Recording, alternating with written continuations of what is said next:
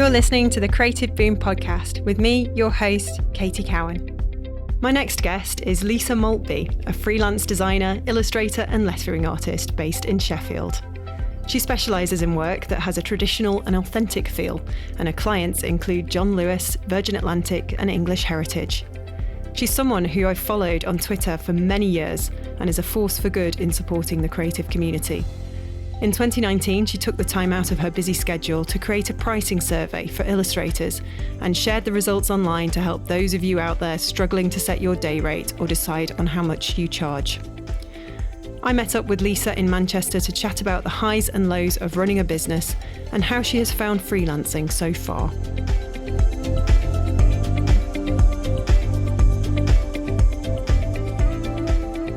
So here I am again at Cultureplex in Manchester, and today I'm very excited to welcome Lisa Maltby. Hello. Hello. This is my new podcast, and one of my very good friends suggested that I get in touch with you because they said you would be fantastic for this. That's left to be desired yet, but no pressure. No pressure at all. No, we've just had a lovely lunch here actually, and just had a really nice laugh. And I'm realising quite quickly, because I think you're my third person to interview, that I get all of the gold dust, all the really interesting stories when we're not sat in front of these intimidating microphones. And you should have secretly recorded me. I should do. That's something I should do. Just whip out a microphone afterwards and say, by the way. But anyway, enough about that. It's lovely to have you here, and I just think it would be really nice if you could maybe start by telling us a little bit more about who you are and what you do. Okay. I am an illustrator primarily, but I also work on a lot of design projects as well. Kind of a bit of a jack of all trades, I think. Yeah. I get quite bored easily, so I like to be involved in lots of different things. So that's interesting that you say you get bored easily. Yeah. Do you think that's a common trait with us people? I think so. Us freelancers who work in the creative industries. So. I feel like I'm always sort of filtering what I'm doing, because I feel like you almost want to be a specialist in something, but then you realise there's so many other avenues that excite you, and you have to almost kind of decide on which avenue you want to take your work in. Or so it's hard to know kind of where to take yourself and how to project yourself.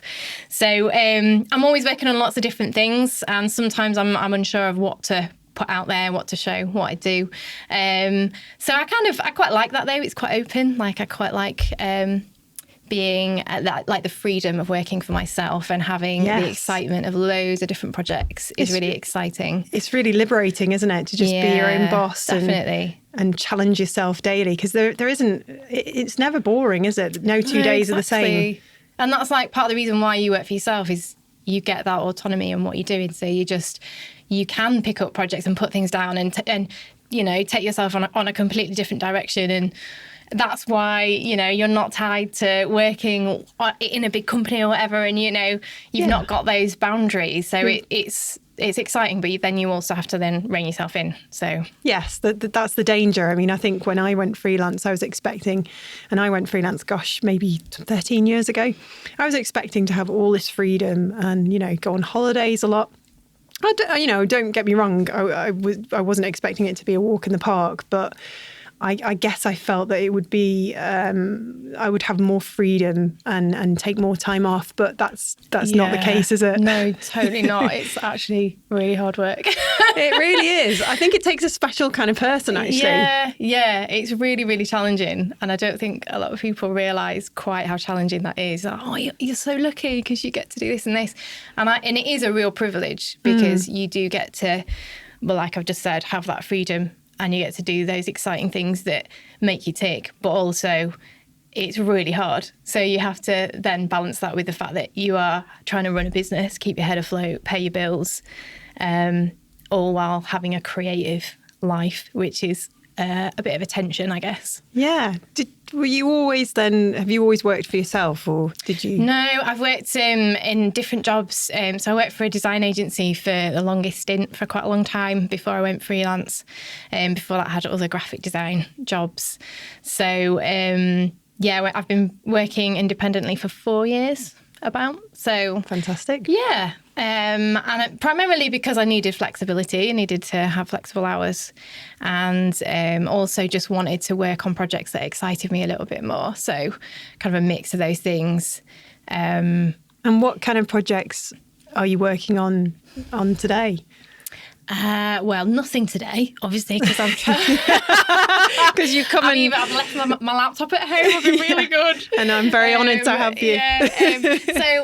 At the moment I'm working on a big publishing project, which has been like a 6-month project. Oh wow! Okay. Which has been a massive project. So that's been amazing, but also I'm kind of getting to the point where I'm like, I don't think I ever want to draw again after this project. Because it's just been so intense. It's just been really intense, yeah. So, wow. But also I've been alongside that, I've been working on a few other little things. So I do a lot of editorial jobs. I do a lot of branding jobs as well, brand identity stuff. So there's been little things along the way, but that's been my main focus for the last 6 months. Yeah. And ironically, last year, I decided that I was going to take my work in a completely different direction. Really? And work on loads of different things. And actually this project came in. So it meant that I ended up working on stuff that I'd kind of planned not to work on. Yeah. But actually it's been amazing. So it's funny how that works, isn't it? You just end up working on stuff that you didn't expect to work on, and you can make the best plans in the world, but actually other things come in and you've got to grab them, haven't you? Yeah, this is it. Say yes. I think that's kind of what it's like when you work for yourself. Every year has its challenges. It's you're on a kind of journey of self-discovery, and there'll be something big that happens that year that sets you up for the next 12 months. For me this year, it's been all about kind of finally taking the leap and doing this podcast and working on my magazine Creative Boom and just making it better, constantly, and actually sort of getting, really great interviews and, doing stuff like this. This is just, it just makes me so happy to be able to be in this position to do this. But, I think at the end of every year, what I always find helps is to just reflect and think to myself, okay, what are the 3 things that I'm definitely going to do next year? I mean, is that something that you do? Do you, round about this time when December's? Yeah, I kind of, I mean, last year I did, I do that. I think just with the fact that I always end up planning something and then it never, ever ends up happening. And it's almost like the fact that I plan it means that it's it's kind of the way life teaches you, isn't it? It ends up coming up with something completely different. I never expected this to come up. But I think it's really good to just be really intentional with stuff, because it ends up, you are more intentional with how you're going about getting the work in. You end up pushing for more of what you want in that area, and the likelihood is more of that stuff will end up coming up eventually. It's just, it might not look like what you first thought it looked like. Mm-hmm. So I love the idea of being intentional with things. I don't like drifting. Mm-hmm. So when you have goals, I think they really help, because even if they don't happen, as long as you hold them lightly, because you just don't know what's going to happen. But I think it's really good to have an idea of what you want to do, where you want to take your work, who you want to work with. And that can really take you in a really positive direction. Yeah, definitely. Rather than have something very strict, it's just about saying, okay, next year I'm going to try and do this, this and this. And if I, achieve even half of it, that's great. But there might be all these other things that happen in the meantime. Exactly. And that's kind of the wonderful thing about life, isn't it? You just don't know what's around the corner. Yeah. We hope that it doesn't go pear-shaped. I mean, it's probably that fear is the thing that drives us to keep innovating and improving and learning, and that takes up a lot of energy, doesn't it? Just definitely pushing forward constantly. Yeah. Definitely. And it's hard to make that decision as well, isn't it, on what you're going to do next, because it is so open when you work for yourself. You could do anything, which is exciting, but also absolutely terrifying. Absolutely.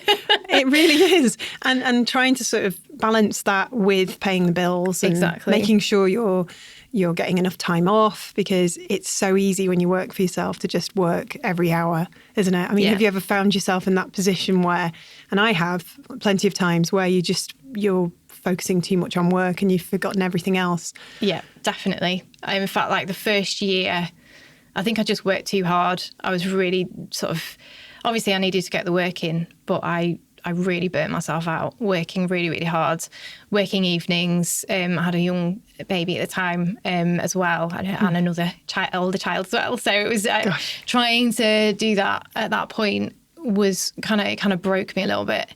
And it was a real kind of wake up call of like, actually, you're doing this to have a better, more fulfilling life, and you're not getting that because you're stressed, and you don't have the time that you thought that you could have.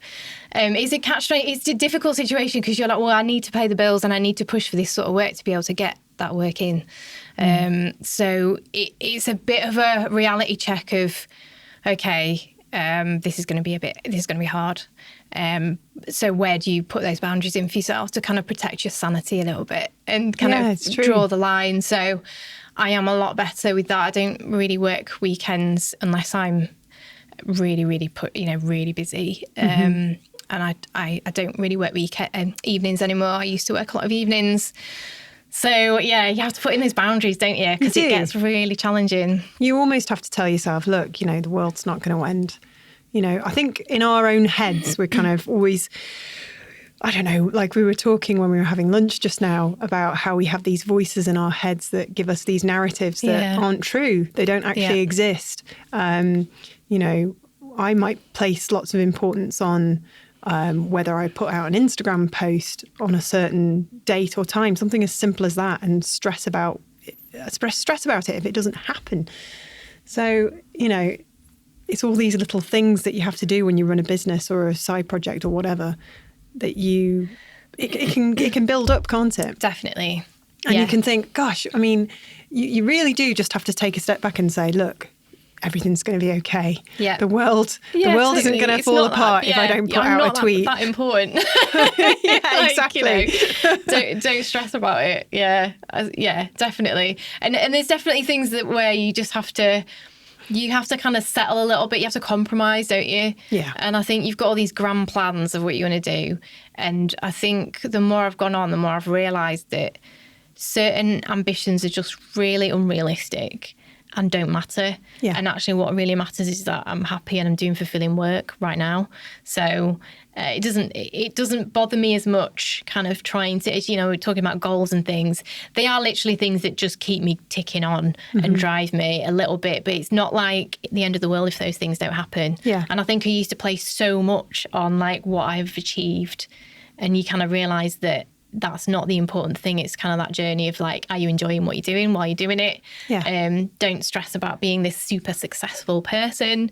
Just enjoy what you're doing and give something back to the world around you. Don't be like, don't worry, basically. Which is hard because I'm a chill out worrier. Yeah, just chill out. Yeah. I think it's like, social media has just put us all on the global stage. Yeah. We used to sort of, I'm not going to sort of ask you how old you are, but I don't mind telling everybody how old I am. I'm 41. So I was born in 1978. I grew up in a time when mobile phones weren't around and the internet was only really coming in my sort of teens.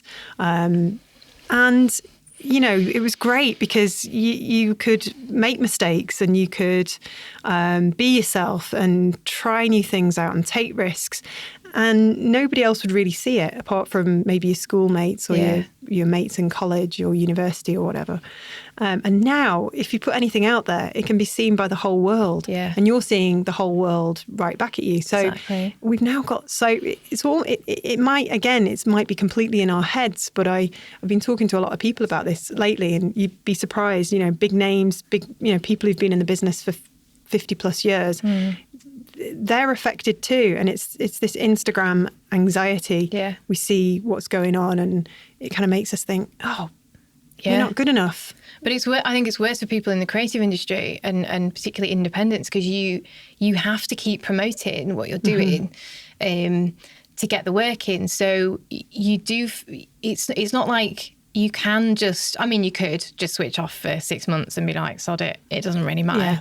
Do you ever dream about that? Do you ever? I do sometimes. Just go off and escape? I do sometimes, but I think I love sharing stuff. I'm a bit of an oversharer, and I love connecting with people. So I get a real buzz out of it. Yeah. Like, it's not like, for me, I don't find it as negative as maybe some people do. Yeah. For me, I find it a real source of community. I mean, I've met half the people that I know on Twitter. Do you know what I mean? It's Same. like, I just, that's how I meet people. I'm like, I connect with people, and then Yeah. I'm like, should we meet up? So I really love it for that, because I feel like you're getting a direct link with people that you would never normally be able to link Absolutely. with. And you've cut out all the crap of like, oh, so you know, what do you do? It's just not, it's just really nice. You can just... Because you go up to people and you say, oh my God, it's you from Twitter, and who I've been talking with for 10 years. And you connect on certain opinions or work or whatever it is. And so you've already got that, you're already on that level. So it makes it a lot easier. So I really like social media for that. And I've got work through it. So for me, I feel that it's been positive in terms of my career. I don't think I'd have a career without social media, basically. God, no, I'm the same with mine, really. And even though I can't directly account for any work that's come directly off a tweet I've done or whatever it is, people say, oh, I've seen your work, I've seen it on social media. And so I know that that's having an impact. And so for me, I do feel anxious about coming off social media, because I'm like, well, what would happen? Like, how would I promote myself? Which is, maybe I should do it just as a bit of a creative project of like, how do you communicate without social media? How did they do it before 2020, whatever? Yeah. It's bizarre, but I think, I do sometimes think it does have a negative impact on people who are working. I'm lucky I share a studio, so I've got people to bounce ideas off. I don't feel completely isolated. I did work from home at one point, and I found that really tough. So I think if you are on your own and you're just posting your work on social media, and if you happen to post it at the wrong time, or where there's other stuff going on in the world where people aren't paying attention and it gets like 2 likes or something, like how do you deal with that? And how does that affect your self-esteem when it's actually perfectly good work? And this is the problem, is so many people are relying on people liking their stuff.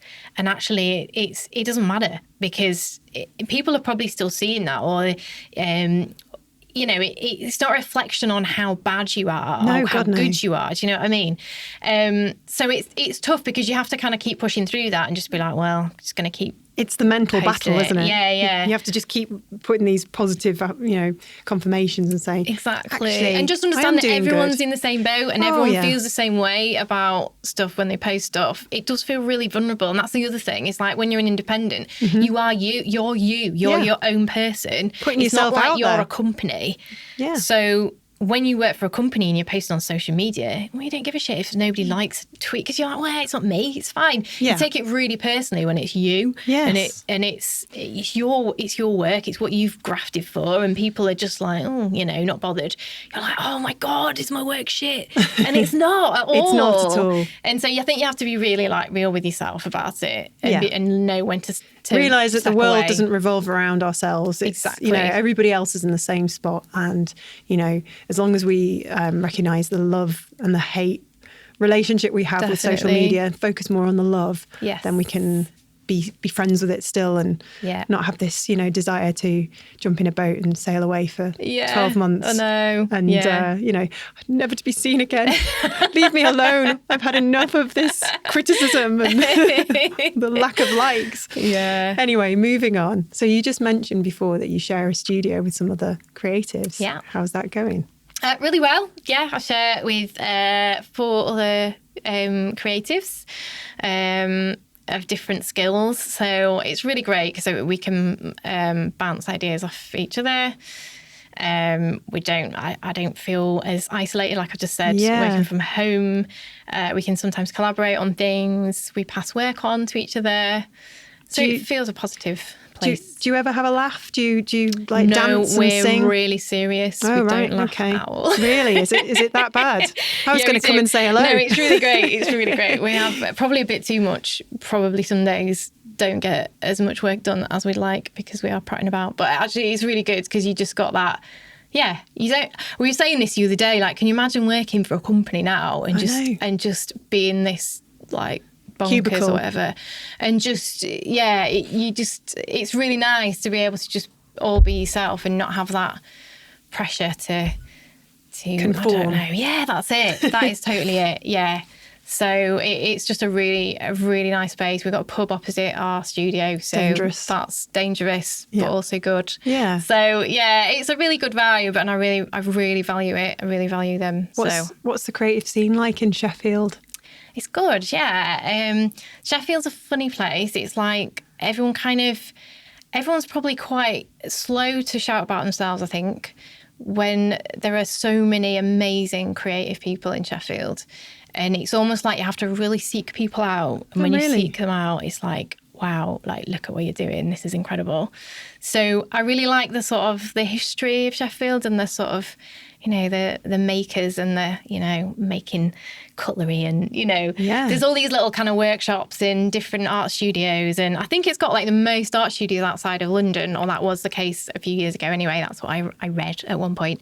So it feels like there's quite a lot of creative people in Sheffield. But in terms of really shouting about stuff, it's not really a Sheffield thing. Everyone's like, we're cracking on with our work, grafting, that's cool. So there's a humble feel. Yeah, and I really love that about Sheffield, but also sometimes I want to shake people because I'm like, you're so good. Why aren't you shouting about this? So it's a really good place to work, I think, for that reason. Yeah. And you love being part of that creative community, but you're also, you're a big name on Twitter, and you do a lot to support other creatives, especially illustrators, with that kind of message. You've got to put yourself out there, and that is something that I love to do through my magazine. Yeah. It's just so nice being able to help other people to get their voice heard, because you're right, some people just don't really want to do it, or don't know how to, or are too shy, or probably think they're not good enough, or probably don't think they need to. I don't know, it's interesting. I mean, what would you say to those people who just don't think they're worthy, especially when there's so much great work out there that's being shared on all the magazines and blogs and platforms? Yeah. I think it's always going to be really hard, like we were saying, putting your work out there. It feels very vulnerable. But actually, I just think everyone's in the same boat. So, and like you were saying before about people, big names who you think would never, ever feel vulnerable or would never doubt themselves in their work, really do. Oh, yeah. And I think just having that revelation that actually we're all in the same boat, don't sweat it. Just start putting your work out there. Actually, there's a really great supportive community. You think people are going to just really criticise what you're doing. Yeah. And the majority of the time, people are just really supportive and want you to succeed. Because if other people are succeeding, it strengthens the industry as a whole. It's not like, for me, I've always felt like I don't believe in that sort of fierce competition. I know it's a really competitive industry, but I honestly feel like the more creative people that I have connected with, it's enabled us to pass work around and promote one another, and that's projected us further. So I don't ever feel like there's anyone has to sort of be fiercely competitive in a negative sense, where you're kind of trampling on everyone else to get where you want to be. So I just think people should just, just go for it. Like, what have you got to lose at the end of the day? What's the worst that can happen? Exactly. You get a negative comment, it's very unlikely. Yeah. And so what if you do? It says more about the other person than you. Exactly. And you're going to rise above that and come out stronger. Definitely. Yeah. Okay, so you also have done this amazing a survey for illustrators, because you were saying, I was reading on your blog, that you knew how to do pretty much everything else when you went freelance, because you'd had enough experience and background to know what you're doing as an illustrator and how to sell yourself, and you're very good at all of those things. But you said you struggled with the pricing structure. I mean, in fact, looking at the stats on Creative Boom, one of the most popular tips articles that I've got on there is how to charge, how to set your rates. Yeah. It is a very kind of awkward topic, especially, I don't want to generalise the British creative community, but we don't like talking about money. It's not a subject we're comfortable with. So you did this amazing survey in July, and the results came out, I think it was last month.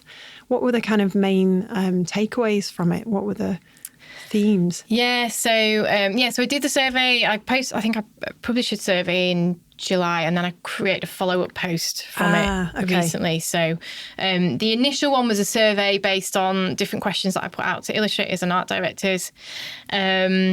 The main takeaway from that was, there were just some really interesting things. So only 18% said they were confident quoting their work of illustrators.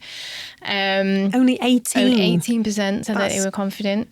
Wow. When asked about how people quoted their work, was it a case of a day rate? Was it a case of working at a licensing agreement? Were you dictated by budgets? Or there was just a complete range. And in fact, even when people had a lot of experience, guesswork was a really high percentage, which is like alarm bells. We're all just winging it. So yeah, I think we are. And it's not just illustrators, it's everyone, you know. Exactly, yeah. And then when put out to art directors about, do you feel confident commissioning? 41% said they needed more help with that, and that things weren't clear for them on how to commission illustrators. And there were loads of other things that were, when you looked into the data, it wasn't just a case of, so in my head, I've always thought, the more experience you get, the more money you're going to be able to command as an illustrator. Yeah, why not? But that wasn't necessarily the case. It was actually more a case of having the higher fees correlated more with those that worked full time as an illustrator, as opposed to working, combining it with other sources of income. So there's sort of other questions surrounding whether that's a case of, are they just more sort of business minded because they have to be, because they're doing that full time? Are people who work part time more treating it more as a hobby, so they're not, they can just not really charge higher. They can get away with not charging as high because they've got that other support. So there's all sorts of questions surrounding that. And there were just, loads of really interesting things that came out of it, where it just raised the question of, actually, there is no real standard here. No. And no clear expectations about how we're commanding fees. And actually this should be more of a dialogue, not just a case of, because there's loads of stuff on, loads of illustrators are always tweeting stuff, charge better, why is nobody charging well for their work? Yeah. And you're like, that's kind of nonsensical, because what is that? Like, what do you mean? Like, what is a good fee for something? Yeah. And if you don't know that, how are you ever going to know that you're actually commanding a fair fee and you're upping your rates or whatever? And there's no illustrator who's going, I'm going to take 50% less than everyone else just to, I really don't think anyone is thinking, I'm just going to deliberately undercut, because it's such a hard industry to make money. It's really hard to get paid fairly for what you do. I don't honestly think anyone is being an arse by taking on low paid work. I think it's actually kind of, they're just trying to survive, and they just don't know what they can command for that work. So I think it's just raising that discussion. It was really interesting just opening that out. Well, the more it gets spoken about, the more, something can come of it that, it brings a lot of value to those who are just starting out. And it's one of those, isn't it? I don't know how an art director would go about trying to find an illustrator. I'm assuming they would approach 2 or 3. And would they choose them based on the quality of their work, or would they look at a budget, or is it a bit of both? So there's all that to bear in mind as well. So there's a lot of pressure. If you're an illustrator, you're up against competition. So you might want to sort of, test the water a little bit initially. It takes a lot of confidence to just stick to your guns and say, well, actually, that's my rate. And, maybe say that it's open to negotiation, but just let's have a chat. Yeah, exactly. Sometimes I suppose the best thing to do is pick up the phone or go and meet the person. Yeah, and I think that's the thing. I think when I first started, I got a lot of industry advice, and I wanted to really stick to I'm going to do this right. I'm going to try and meet this industry standard. I don't want to undercut anyone. I'm going to do this, the best way that I can. And then just coming up against so much opposition with the prices or with the way that I was going about negotiating or getting work, that it made me question everything. And I was like, am I doing this the right way? I'm not sure.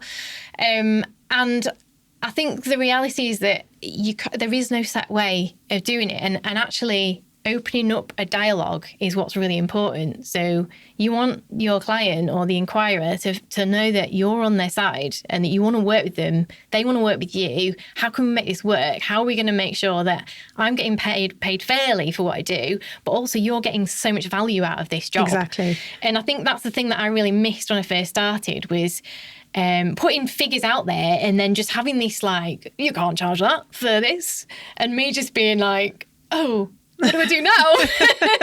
I know, it's like you don't realise, do you, when you first start, that you could actually sort of go back and say, well, let's talk about this. You know? And also looking back, there were definitely some people that were absolutely taking the piss and not being able to. Now obviously I recognise that, I get those warning signs straight away, but really taking that on board, that oh my god, I must be so expensive, because they're saying that, you know, anything more than £100 is really terrible that I could charge for my work, you know. Yes, but they can be a bit naughty sometimes, because they might just say that to manipulate you and get the price down. So it's recognising that as well. That's why it's so hard, recognising when people are taking the piss and recognising those red flags and being like, okay, I know really I'm not going to pursue this one because they're just taking the mickey a little bit. And I suppose this is why when you do the survey, it's just really reassuring to have a look at what people are charging. Yep. What was that?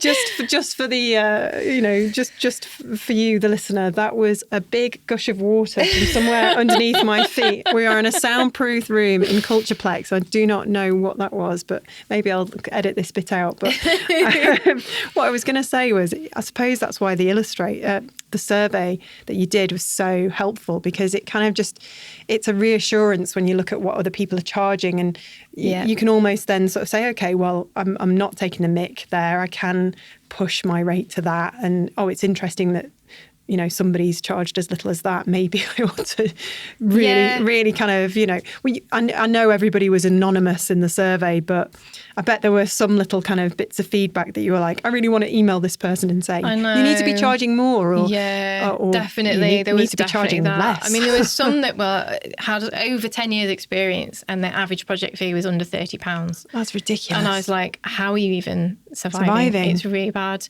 But that's what's really interesting after that, the results of that survey, I then went to research a lot of different fees. And so I spoke to some illustration agents and asked them I put up some kind of pricing scenarios for them to cost up.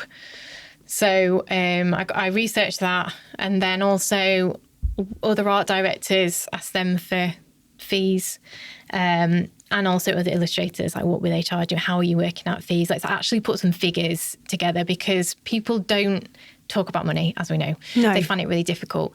And being that first person to put a figure out there is really scary. Oh, it is. So saying, I charge this for this, there's always going to be someone who's like, you're way overcharging or you're way undercharging. And they will be both for the same thing.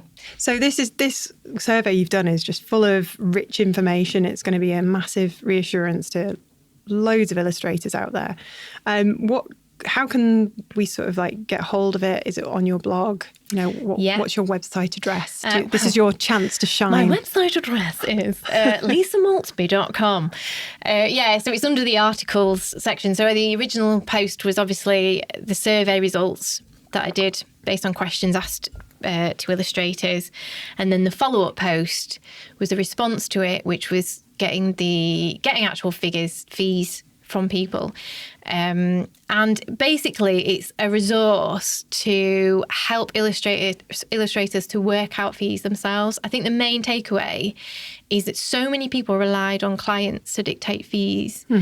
And that can sometimes be helpful, but also if that's all you're doing, you're just going to get blown about by the wind, aren't you? Trying to please every client that comes at you with some crazy budget, and it could be a really low budget and somebody goes, oh, well, that was the budget they gave me, like as though you can't go back and negotiate. So working out a minimum fee was really helpful to a lot of illustrators, to know that even if you can't command what the agencies are recommending that you charge, that you've got a minimum fee in your head that you know is going to make your business sustainable. So you're not going below that. And I know it sounds so obvious, but actually a lot of people don't even work that out. They're like, well, I'll just take whatever I can get, because actually it's hard to make a living out of creative work. So if someone's paying me, well, it's better than nothing, and I'm getting to draw or whatever. Yeah. And it's crazy. And especially when you're starting out, maybe that's what a lot of people think. And you need to really see yourself as a business really early on, to be able to start getting better fees. So it's kind of a resource to help illustrators to work it out for themselves and to take control, really, and to be able to talk through why they price their work, how they price their work. That's so valuable. I guess, as an illustrator, you are drawing for a living. You're doing something fun for a living. I mean, I'm probably getting lots of people telling me off for saying that. But, for me, I can understand where that mindset might come from. Because, some of us are told when we're children, oh, don't do art because, it's not really going to lead to a job. Yeah. I've heard that being told, when I've spoken to a lot of people who said, oh, I never expected this to turn into something, or I was warned by my parents or whoever, or even sometimes teachers, Definitely, to say art's never really going to get you anywhere. Yeah. So that's got to change for Definitely. one. But doing things like this, pulling together a survey and getting people to speak, open up about... But also getting people to understand the value of the work. So why commission an illustration if you don't think it's going to be effective, if you don't think it's going to increase your profit in some way? Why do that? And, I think I did put at the end of the last, the response post, some statistics about how effective the work is, and how you can actually convince clients that this is actually going to help your business and promote you in ways that it wouldn't do without it. That's a good point, actually. It's value charging, isn't it? Rather than basing it on your time, you say to the client, okay, if I was going to design you a website and this website's going to improve your business and how it looks online, how much of value is that going to be? If it's going to help you sell X amount, then surely investing 5, 10, 15% in your website with somebody like me that's going to make you awesome, surely that's worth the investment. Because I think when you start telling clients that, here's your day rate, the client might well then go, well, what can I get out of you for a day? Exactly. And they have no idea. And they may compare you to somebody with a cheaper day rate and go with this person with a cheaper day rate. They may take 10 times as long as you. So nobody's got that real understanding of when they're asking for a day rate, they're just comparing based on solely that cost. And actually, they've got no idea of what you can achieve in that time. So it's really unrealistic to pitch illustrators against each other based on that. Yeah. And also the difficulty with illustration is that usage comes into play where with other jobs it might not. So probably, more traditionally, an illustration would have always been painted for something, and it would have been, or like used in it's printed once in a magazine. That's all it's ever used for. Whereas now, obviously, with social media, digital use of stuff, images are just getting reproduced and reproduced. So this and people think that they own stuff. So this is where licensing comes in. This is the big question I was going to ask you next, because a lot of illustrators aren't aware of the fact that they can license their work, and a lot of clients, a lot of art directors don't realise that licenses may exist.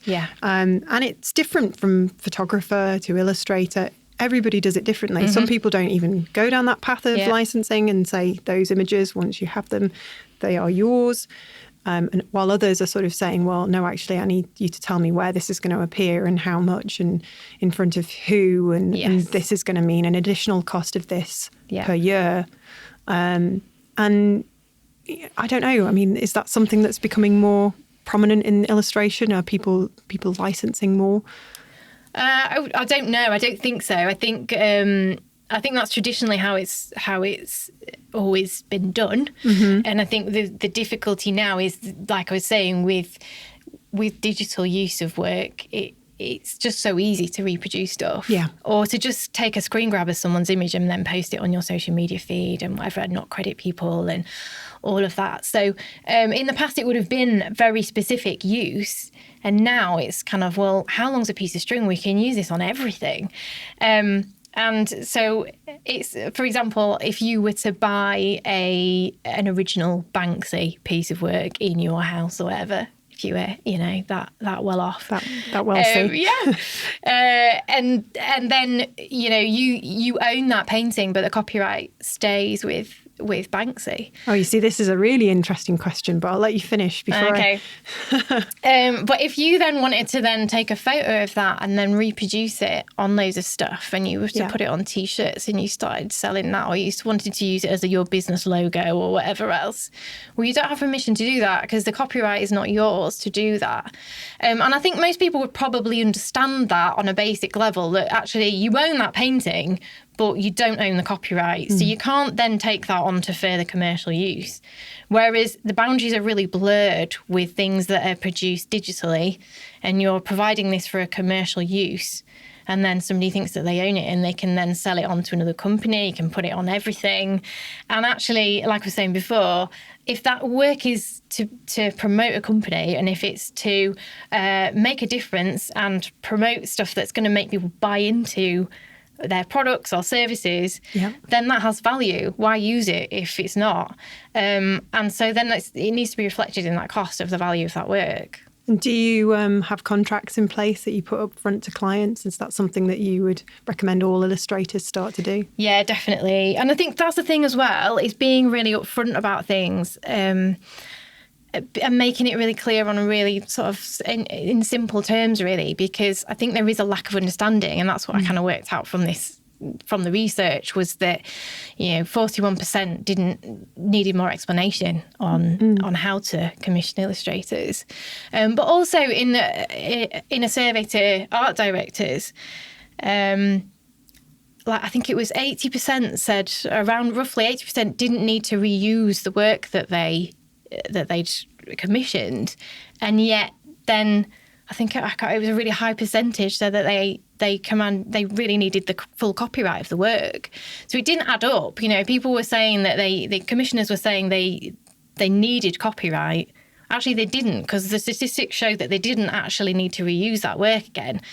So I think there was just a bit of a misunderstanding about what it means to own copyright. And actually you can still have a freedom of use of an image, but with boundaries, so that it's only used for one company and it's only used for certain things within that company. And that can facilitate enough for that client to be able to use it for exactly what they want it on, without paying thousands of pounds for a copyright of that work. So I think there's just that it was like a misunderstanding. So if you're able to explain that to a client initially and just say, well, look, this is how I work. What do you need to use this work on? Because obviously this is increasing the value if you're using it on all this stuff. And then you've got that expectation, and you can work out something that's really fair on both sides. I mean, yeah, that's absolutely true. And, I think what people don't understand is that the client, just because they're the client, it doesn't mean they're more clued up. So you as the illustrator or the photographer or the designer can say very confidently, this is how I work. This is how much I charge. These are my terms. This is how... this is how we're going to work together, and these are my expectations, and this is what you get.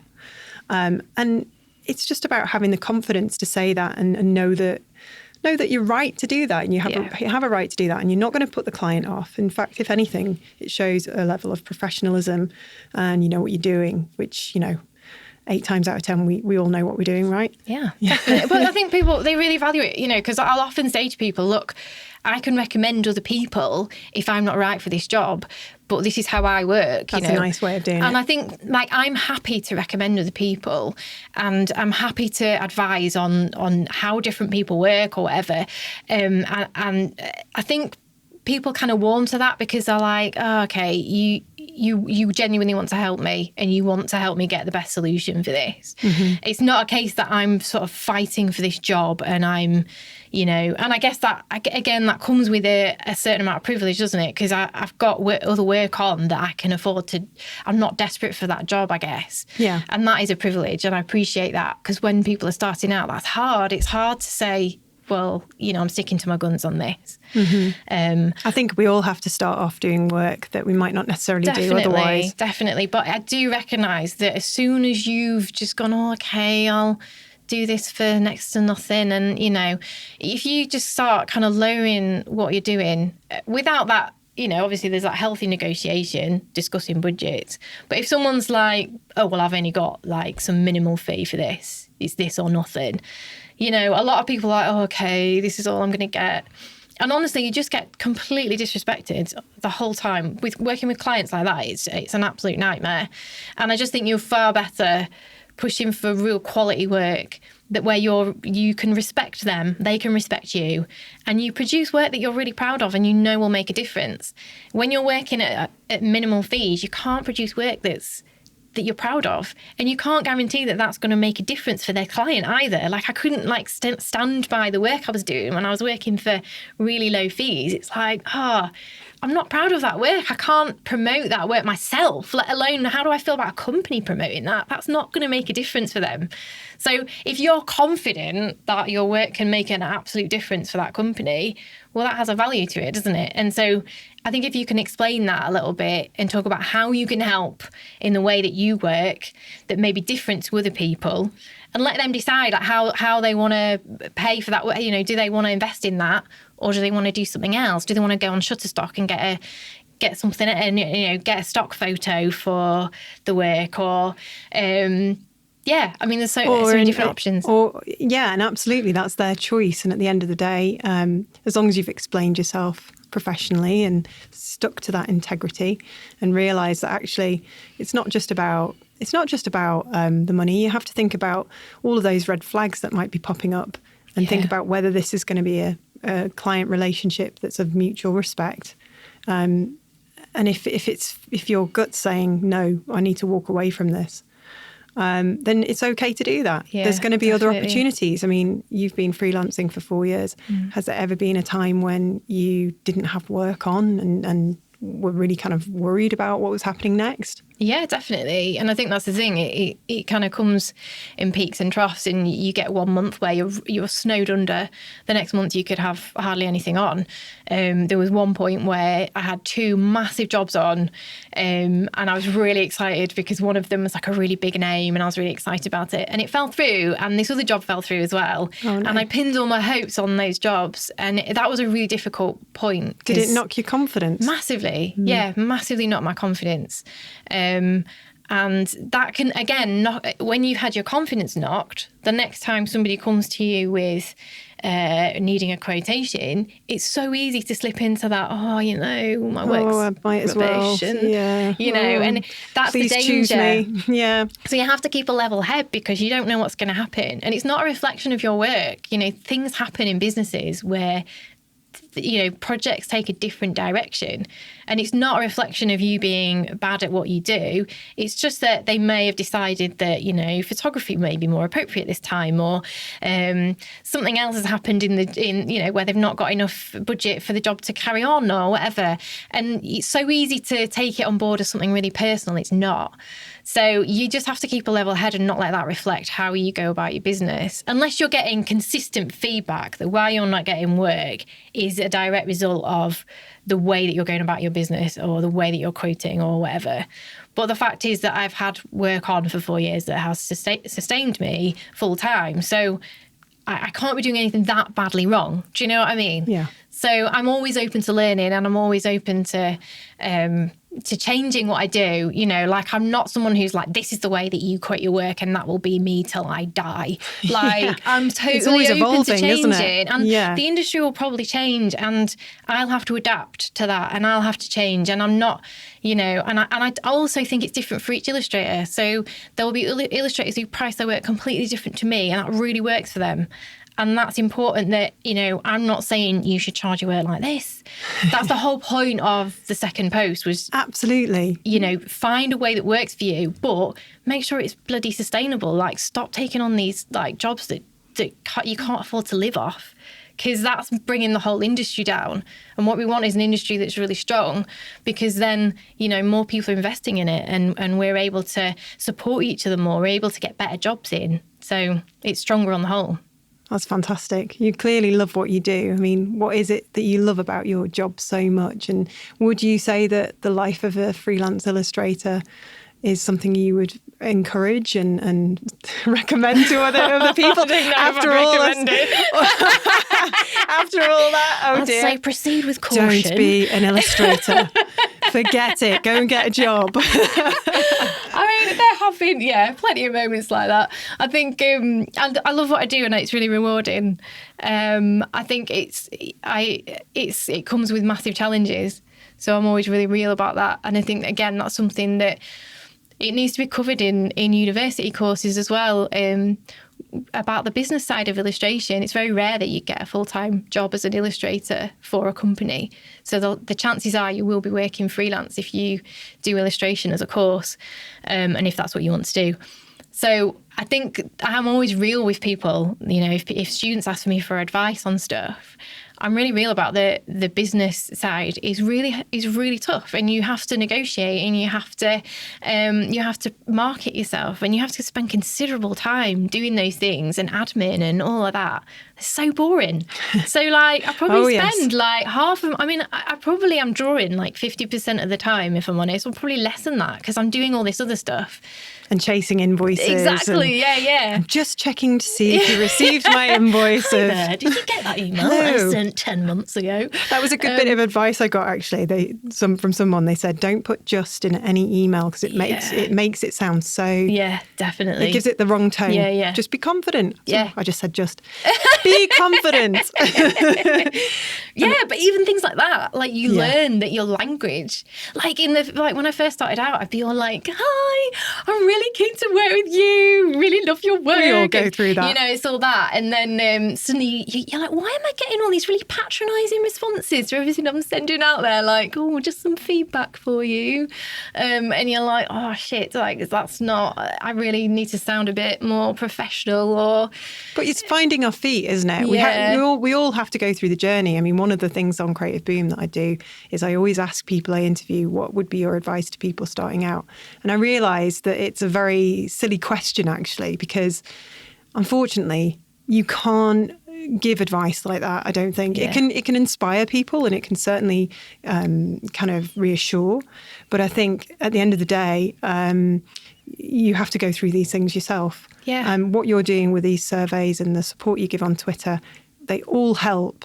But really, if you want to be an illustrator, just do it, face the fear, and just get out there. Because if you love what you do, then it doesn't really feel like a job, and you won't mind the late nights occasionally. Not that I'm encouraging that, but you won't mind chasing invoices, and not saying that's a great side of things anyway. But just to have that kind of, I think what we were saying in the first bit about just having a more creative life and carving out that flexible working, being able to take on things that excite you and bring you to life. There's nothing worse than just sat somewhere at a desk where you feel like you're just squashed, where you can't really bring your skills to the table or bring your personality to the table. And I think that's what's really great about creative work, is that it's a real expression. And people get a lot of inspiration and value from that. So it's not just...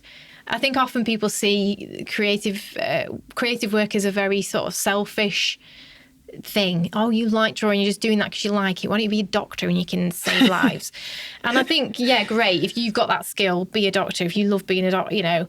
But for me, everyone. I've not, it's not my bag. And there is so much value that you can bring as a visual artist. You know, just looking at this sort of the Extinction Rebellion stuff and the sort of the propaganda behind good and bad in politics it makes a massive, visual stuff makes a massive difference. So you get that say on what people are visually seeing, and amongst all the crap on social media, you get to just put an image out there that could actually be something that's really positive for somebody. It could change their life. It could, well, hopefully, you never know. Yeah, this is it. I mean, you have that power to be that source of positivity, as opposed to just constantly posting negative stuff in the world, or feeling, you speak to so many people like, oh, I hate my job, and you're like, why don't you just do something else then? Do it. Maybe they don't realise they can. Yeah, and I think that's it. And I think I'm feeling like they have to be an expert before they do it. Yeah. And actually that's rubbish. So what is the final message, Lisa Maltby? Oh my God. just, oh God, that's pressure. Did you notice how I put my radio voice on then? As well. Yeah, you did. Just.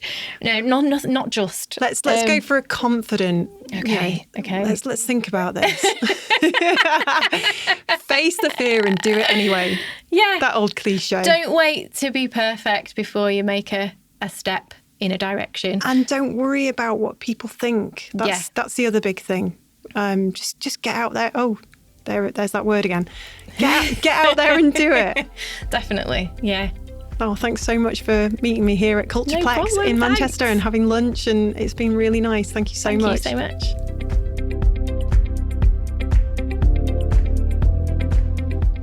Thanks for listening to the Creative Boom podcast with your host, Katie Cowan. Special thanks to Cultureplex in Manchester. If you enjoyed this episode, please subscribe or leave us a review. Go to creativeboom.com/podcast to find out more.